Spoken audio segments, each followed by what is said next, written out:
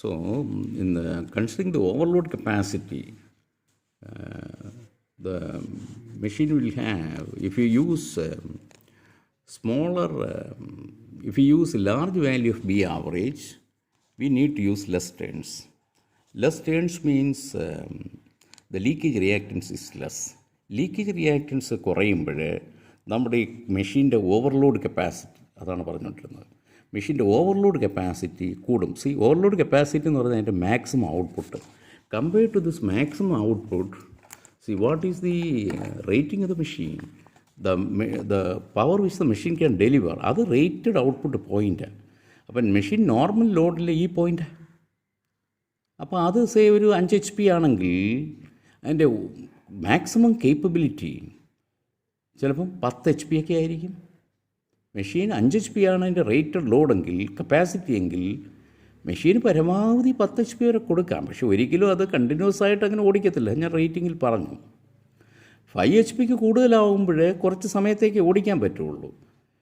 കുറേയേറെ നേരത്തേക്ക് അതിൻ്റെ 25% ഓവർലോഡൊക്കെ ഏത് മെഷീനും സഹിക്കും.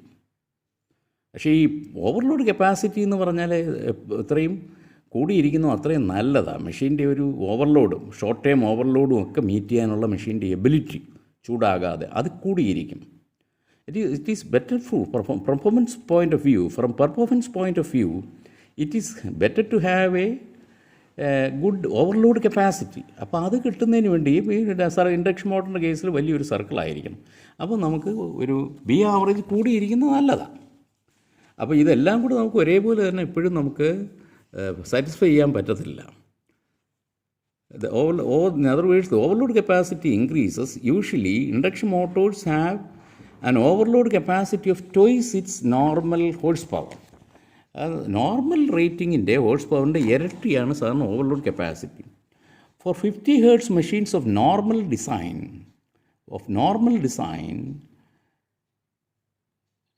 B average lies between 0.3 Weber per meter square to 0.6 Weber per meter square. സാധാരണ ഇൻഡക്ഷൻ മോട്ടറിന് സാധാരണ ഡിസൈനിൽ നമ്മൾ അതിൻ്റെ ബി ആവറേജ് എന്ന് പറയുന്നാൽ 0.3 ടെസ്ല മുതൽ 0.6 ടെസ്ല വരെ ഇടയ്ക്കായിരിക്കും. For machines used in cranes, special applications, mills etcetera where a large overload capacity is required. ക്രെയിനിലും ഈ മില്ലിലുമൊക്കെ, റോളിംഗ് മില്ലെന്ന് പറഞ്ഞാൽ സ്റ്റീൽ ബാർസ് ഇങ്ങനെ റോൾ ചെയ്താണല്ലോ, അത് സ്റ്റീൽ റോഡ്സ് റോൾ ചെയ്തെടുക്കുന്നതിന് വേറെ ലാർജ് ഓവർലോഡ് കപ്പാസിറ്റീസ് റിക്വയർഡ്. അവിടെയൊക്കെ നമുക്ക് ബി ആവറേജ് സ്വല്പം കൂട്ടി വെക്കും. B average in such cases will be 0.65 weber per metre. അപ്പോൾ അതിൻ്റെ ഒരു റഫ് വാല്യൂവിന് ഇത് ഒന്ന് ഓർമ്മയിരിക്കണം. അപ്പോൾ നമുക്ക് മിക്ക ഡിസൈൻ പ്രോബ്ലത്തിലും ഈ ബി ആവറേജ് തരും. ബാക്കിയുള്ള മെയിൻ ഡയമെൻഷൻസൊക്കെ ആയിരിക്കും കണ്ടുപിടിക്കാനുള്ളത്. ഇതേപോലെ തന്നെ അടുത്തത് choice of specific electric loading, AC എന്ന് പറയുന്ന ഒരു പാരാമീറ്റർ ഉണ്ടല്ലോ, ആംപിയർ കണ്ടക്ടേഴ്സ് പെർ മീറ്റർ. അതിൻ്റെ സെലക്ഷൻ എങ്ങനെയായിരിക്കും എന്നുള്ളതാണ്. അതിന് ചില ക്രൈറ്റീരിയ ഉണ്ട്.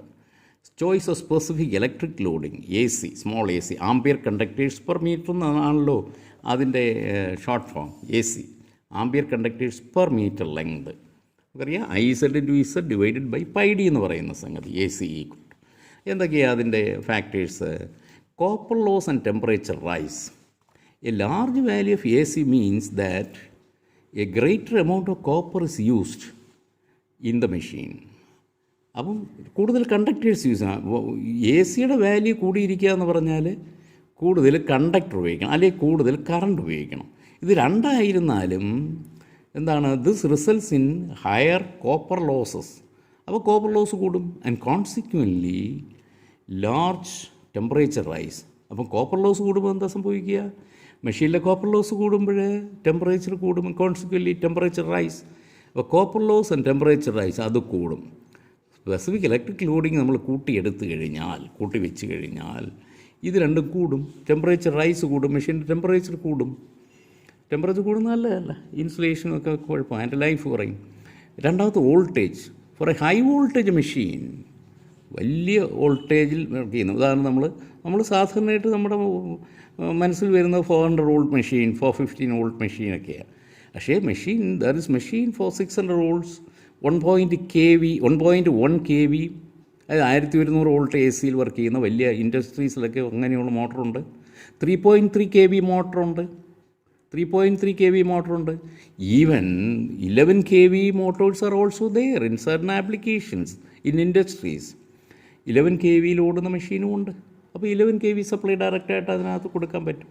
Four a high voltage machine, greater space is required for insulation and conductor space will be less.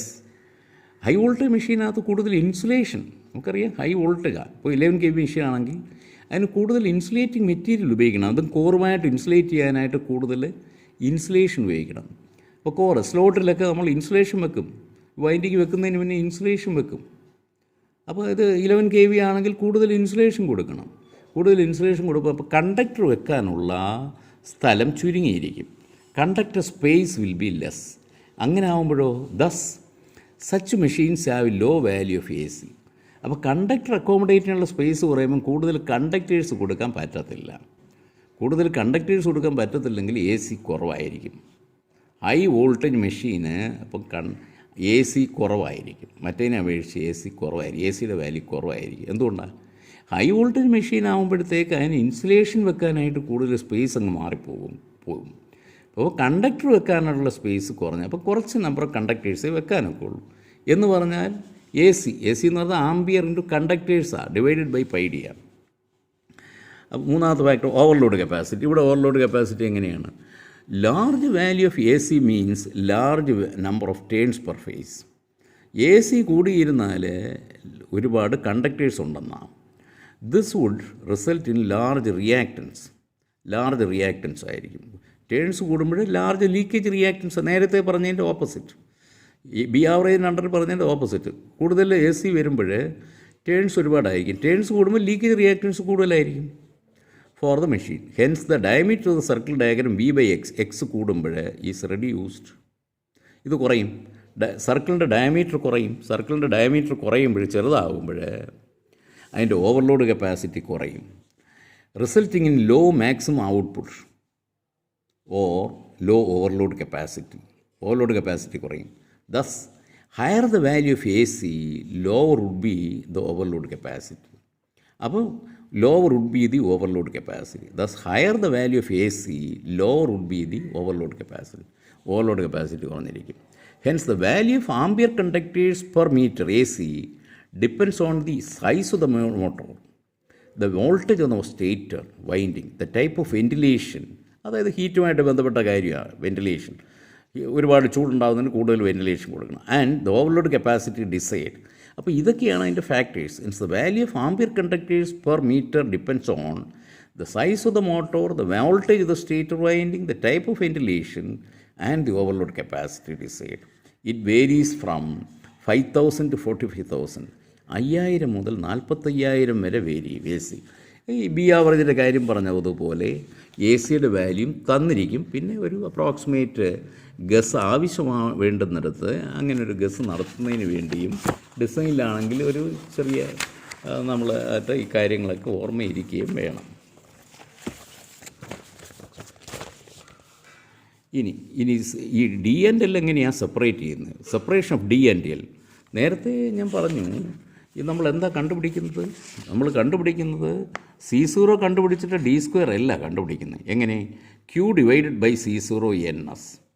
C0 കണ്ടുപിടിച്ചതിന് ശേഷം നമ്മൾ ഈ ഫോർമുല വെച്ച് D²L കണ്ടുപിടിക്കും. പക്ഷേ D²L കണ്ടുപിടിക്കുന്നുള്ളൂ. DL സെപ്പറേറ്റ് ചെയ്യുന്നത് എങ്ങനെയാണ്?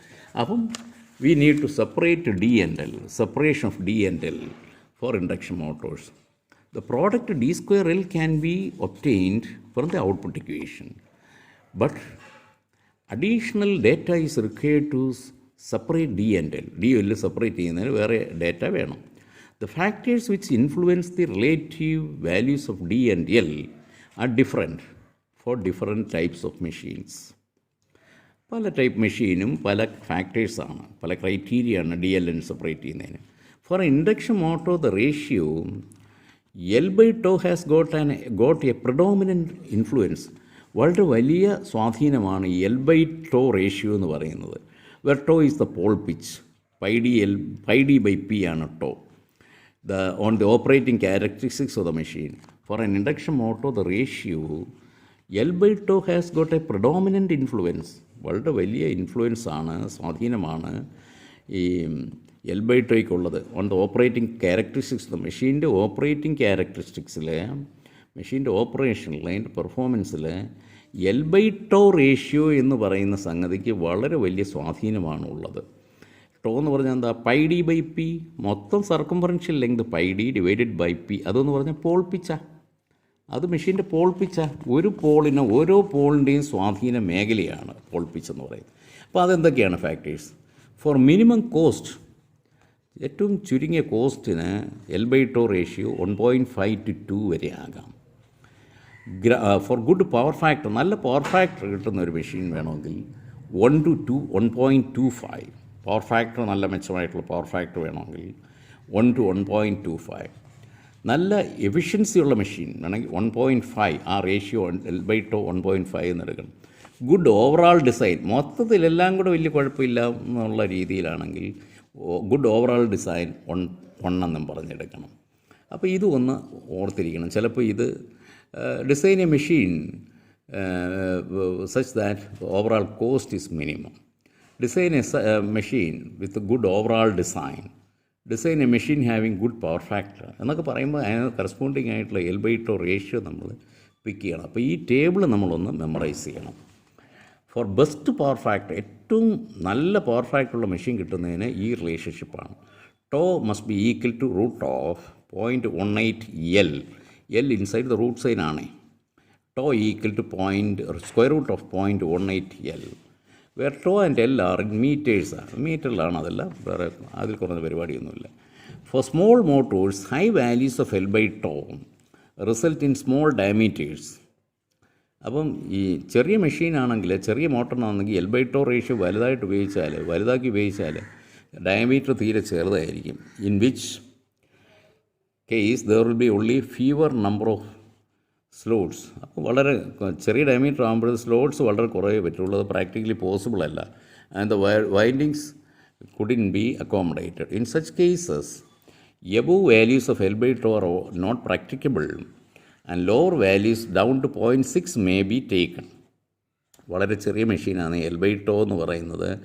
ഈ 1.5 ഒന്നും നടക്കത്തില്ല. അപ്പോൾ അത് അങ്ങനെ വെച്ച് കഴിഞ്ഞാൽ നമുക്ക് ഈ ഡയമീറ്റർ തീരെ കുറവായിരിക്കും കിട്ടുന്നത്.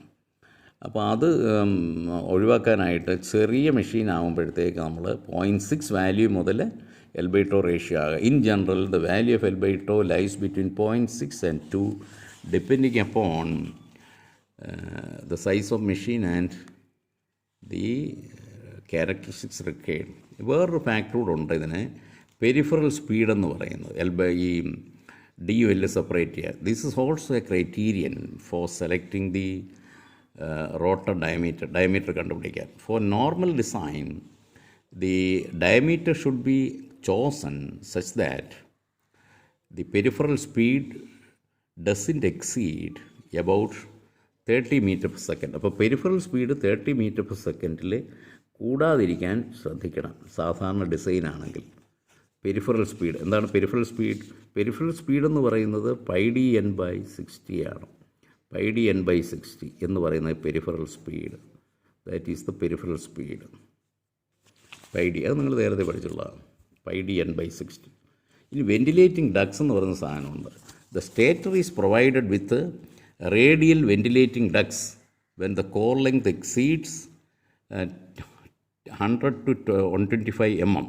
അതായത് 10 സെൻറ്റിമീറ്റർ മുതൽ 12 സെൻറ്റിമീറ്ററിന് അപ്പുറം പോവുകയാണെങ്കിൽ ഇതിൻ്റെ റേഡിയലായിട്ട് വെൻറ്റിലേറ്റിംഗ് ഡക്സ് കൊടുക്കണം. നമ്മൾ ഈ ലാമിനേഷൻസ് അടുക്കിയാണ്. അപ്പോൾ ഒരടുക്ക് 10-12 സെൻറ്റിമീറ്ററിന് അപ്പുറം പോവുകയാണെങ്കിൽ പിന്നെ കുറച്ച് ഗ്യാപ്പ് വിടും. ഒരു സ്പേസർ വെച്ച് എത്ര mm? The width of each duct is about 8 to 10 mm. 8 മുതൽ 10 mm വരെയുള്ള ഡക്റ്റ് കൊടുത്തിട്ടാണ് നമ്മളത് ചെയ്യുന്നത്.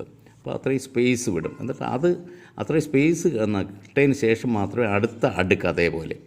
അപ്പോൾ നമ്മൾ ഒറ്റ സ്റ്റേറ്റർ എന്ന് പറയുന്നത് ഒറ്റ ലെങ്തിലല്ല, ഇടയ്ക്കൊരു അടുക്ക്, പിന്നെ ഇടയ്ക്കൊരു സ്പേസ് വരും ചെറിയ that is called the radial ventilating duct. 8 mm മുതൽ 1 സെൻറ്റിമീറ്റർ വരെ അതിന് ഡയമീറ്റർ കാണും, അല്ലെങ്കിൽ അത്രയും ഗ്യാപ്പിലായിരിക്കും അടുത്ത്.